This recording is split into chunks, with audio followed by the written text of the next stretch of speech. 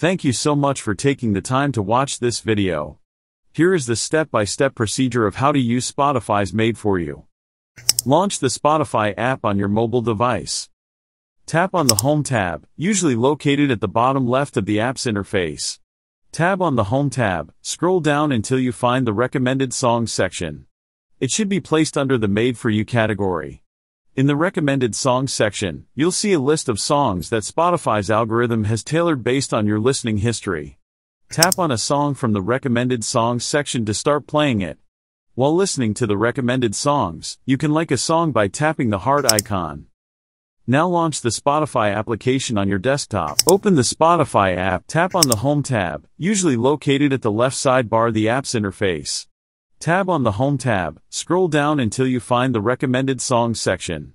It should be placed under the Made for You category. In the Recommended Songs section, you'll see a list of songs that Spotify's algorithm has tailored based on your listening history. Tap on a song from the Recommended Songs section to start playing it. While listening to the recommended songs, you can like a song by tapping the heart icon. That's it.